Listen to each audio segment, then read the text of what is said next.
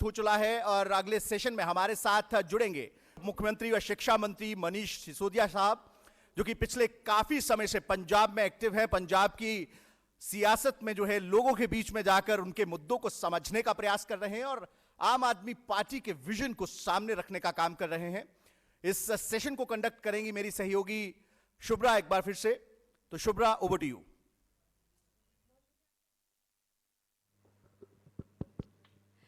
बहुत बहुत स्वागत है आपका मनीष जी इंडिया न्यूज़ के मंच पर। सबसे पहले आवाज़ क्या आ रही है मनीष जी की? अपने आप को अनम्यूट कर लीजिए प्लीज़, आपकी आवाज़ नहीं पहुंच रही। सर अभी भी नहीं आ रही आवाज़। आई थिंक कुछ टेक्निकल इशू है।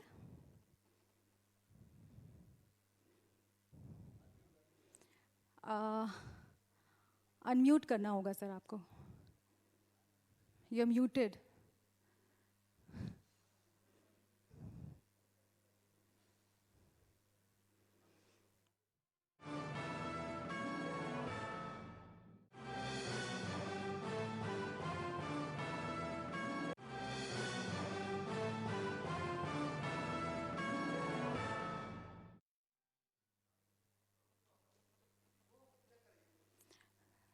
मनीष जी आपको आवाज़ आ रही है?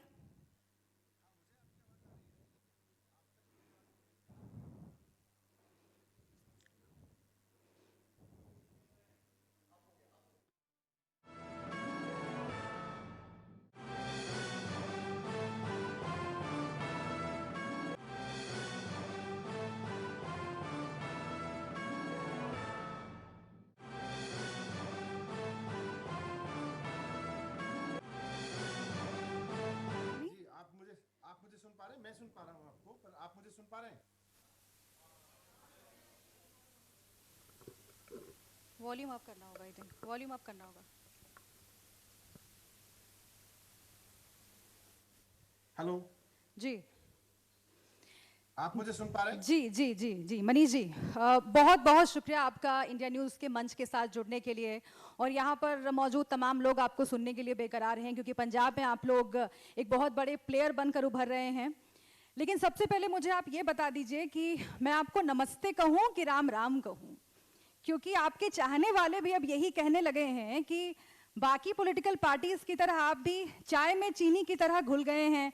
चुनाव से पहले आपको राम याद आते हैं, मंदिर मंदिर आप भी चक्कर लगाते हैं, तीर्थ यात्रा करवाते हैं। अगर मैं सही हूं तो मैं नमस्ते कहूं कि राम राम कहूं? और क्या आप भी बाकियों जैसे हो गए? आप बदल गए मनीष जी?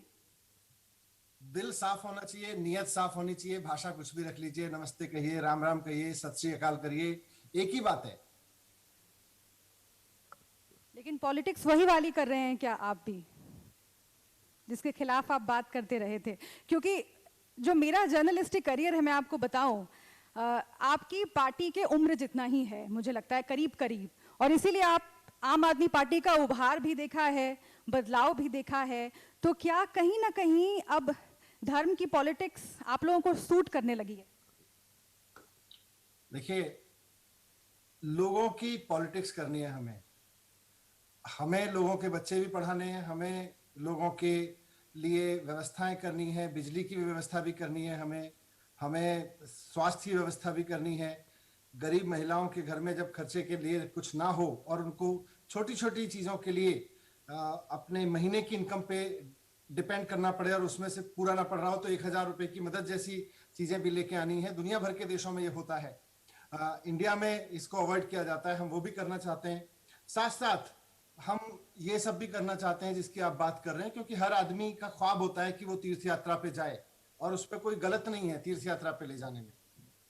ठीक है, अब हम जरा पंजाब पे आते हैं, जो कि हमारा आज का सबसे अहम मुद्दा है और पंजाब की पब्लिक आपको सुनना चाहती है।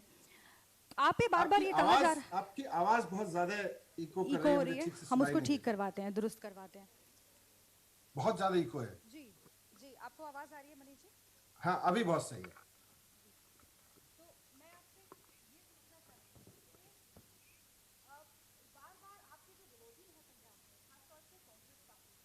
चन्नी साहब हैं, लगातार ये कह रहे हैं कि ये तो बाहरी लोग हैं और ये काले अंग्रेज की तरह आकर के पंजाब पर कब्जा करना चाहते हैं।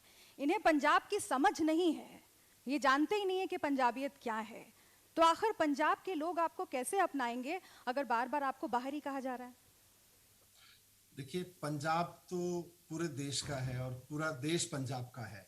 ये किस तरह की राजनीति करते हैं कांग्रेस वाले मुझे तो नहीं पता, पर इनके लिए पंजाब का मतलब क्या, वहां के रेत माफिया को खुलेआम लूट करने का ठेका देकर और पॉलिटिकल पार्टी के लिए पैसा लेकर या अपने लिए पैसा लेकर 20,000 करोड़ रुपए का चूना लगवाना अगर इनके लिए पंजाबियत है, तो कोई भी पंजाबी नहीं चाहेगा कि भले ही वो आदमी पंजाब में पैदा हुआ हो, लेकिन पंजाब सरकार को 20,000 करोड़ का चूना लगे और रेत माफिया वहां पे, सैंड माफिया वहां पे काम करे। कोई पंजाबी नहीं चाहता कि मेरे बच्चों के स्कूल का मिड डे मील का पैसा खाया जाए। कोई पंजाबी नहीं चाहता कि मेरे बच्चों को जो पढ़ाया जाए उसको पढ़ाने वाला टीचर को केवल 6,000 रुपए की तनख्वाह मिले। कौन सी पंजाबियत की बात कर रहे हैं ये? कौन से पंजाब की बात कर रहे हैं ये? पंजाब के बच्चों को 6,000 रुपए की टीचर की तनख्वाह देके ये पढ़वाते हैं और ऊपर से बात पंजाबियत की करते हैं। तो पंजाब के लोगों के साथ सबसे बड़ा धोखा तो ये लोग कर रहे हैं। लेकिन वो तो जैसे को तैसा के मूड में हैं, क्योंकि आप लोगों ने यहाँ पर बेरोजगारी का मसला उठाया और जो शिक्षक हैं उनकी मांग को चन्नी साहब के सामने उठाने की कोशिश की। अब सिद्धू साहब जाकर के वहाँ अरविंद केजरीवाल के घर के बाहर बैठ गए अतिथि शिक्षकों को लेकर के, तो वो यही कह रहे हैं कि कौन से दिल्ली मॉडल की बात कर रहे हैं, वहाँ भी बेरोजगारी है, पहले दिल्ली में जो है हालात सुधार लीजिए, वो ये कह रहे हैं।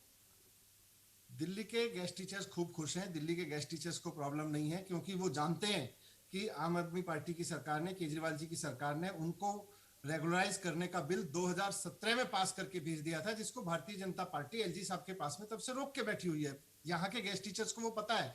सिद्धू साहब को ये नहीं पता था, तो उन्हें लगा शायद 6,000 रुपए देके एक ही स्कूल को 1 2 3 4 5 क्लासेस एक ही टीचर से 6,000 रुपए की तनख्वाह देके पढ़वाने का जो पाप ये लोग कर रहे हैं, इनको लगा कि दिल्ली में आएंगे और मुद्दा उठाएंगे और गेस्ट टीचर भड़क जाएंगे। दिल्ली के गेस्ट टीचर नहीं भड़कने वाले इसी से। उनको पता है कि उनकी सरकार उनको परमानेंट करने का बिल पास कर चुकी है और उनको 6,000 रुपए नहीं, उनको 35,000 40,000 रुपए 50,000 रुपए तक के पेमेंट दे रही है अलग अलग लेवल पर। तो उनको पता है दिल्ली के गेस्ट टीचर्स को। जी, अब मैं ये दोनों सवाल जरा मिक्स करके आपसे पूछना चाहती हूँ। पंजाबियत का मसला है और शिक्षा का मसला है। अब ये कहा जा रहा है, जैसा कि कांग्रेस पार्टी की ओर से, चन्नी साहब की ओर से और तमाम केंद्रीय मंत्री जो यहाँ पर तमाम जो कैबिनेट मंत्री हैं उनकी ओर से, कि आप लोग समझ नहीं पा रहे हैं कि आखिर पंजाब किस तरीके से काम करता है, पंजाब की चुनौतियां क्या हैं, पंजाब का मिजाज क्या है। अब बात छिड़ी स्कूलों की, तो आप भी लिस्ट लेकर आ गए कि देखिए दिल्ली में इतने सारे स्कूल हैं जिन पर काम हुआ है। उनका कहना है कि पंजाब के अंदर अलग तरह की समस्याएं हैं स्टूडेंट्स के सामने। स्कूल अगर खोलने की बात करते हैं या फिर शिक्षा पद्धति को अच्छी करने की बात करते हैं तो अलग तरह की प्रॉब्लम है। वो दिल्ली में बैठकर ये बता रहे हैं कि हम दिल्ली मॉडल लागू करेंगे, लेकिन पंजाब का अपना एक अलग मॉडल है जो समझ नहीं पा रहे हैं। अभी जो पंजाब का मॉडल है, जो पंजाब का मॉडल नहीं है, एक्चुअली कांग्रेस का मॉडल है। कौन सा पंजाब का मॉडल है? कांग्रेस का मॉडल है कि स्कूल में बच्चों को 6,000 रुपए की तनख्वाह देके एक ही टीचर से सारी क्लास पढ़ाओ। क्लास 1 से क्लास 5 तक पूरे सारे बच्चों को पढ़ाने के लिए केवल एक टीचर होगा, उसको भी तनख्वाह मिलेगी 6,000 रुपए। ये कांग्रेस का मॉडल है। ये अब पंजाब को पसंद नहीं आ रहा है। पंजाब को यह पसंद नहीं आ रहा है कि उनका पैसा सैंड माफिया खा जा रहा है, सैंड माफिया के जरिए पॉलिटिशियन खा जा रहे हैं। वो पैसा अगर सरकारी किटी में जाता, टैक्स जाता है, तो उस पे सैंड चन्नी साहब की अपनी विधानसभा में हो रहा है।